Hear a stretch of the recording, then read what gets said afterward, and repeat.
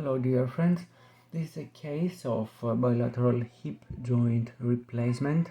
Compare the right with the left. On the left side the space is narrowed.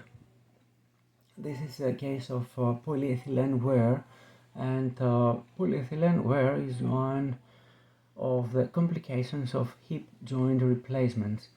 Wear results when surfaces produce local mechanical damage in this region and unwanted loss of material, and the resultant generation of wear particles may result in eccentric position of a prosthetic head within the cup. I will scroll the images to see again the finding.